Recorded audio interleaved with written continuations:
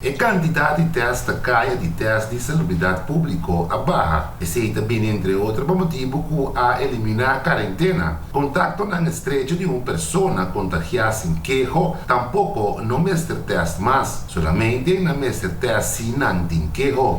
Na Bonaire não tem medida de corona mas, pero o vírus tem que tu vai. Salubridade pública está enfatizando que é importante para seguir a regra básico. Pues lava mano regularmente, tosa nister den elbow, laga aire passa frequentemente den espaço e teste ora cutinquejo. Para lo que está passamento de Angola, essa que guarda solamente den barrio. Fora de 30 de junho de 2022, habitantes não por passa em Angola de corona e de booster, solamente den barrio. E ora aí não está possível mais para passar em Angola de corona e de booster e Baja Sabra na complexo deportivo Jorge Nicolás. Fora de dia aí habitantes não por passa turja web sin cita na dos barrios para Angola de corona of Angola de booster. Na Bonaire, 68,4% de população a passa dos Angola de corona, 42,1% a passa Angola de booster. Em prática, tem agora menos gente que passa Angola de corona of Angola de booster. PC o Departamento de Salubridade Pública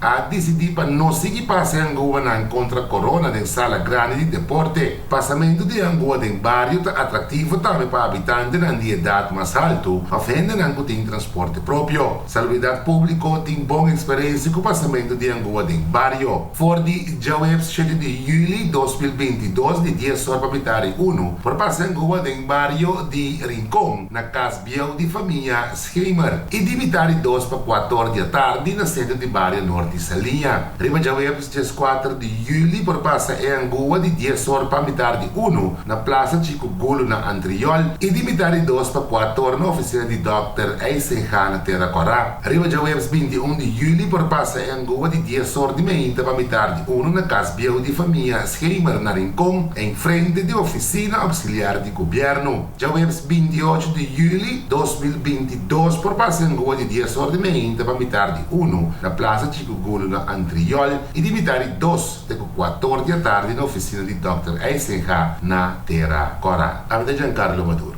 para Dutch Caribbean TV.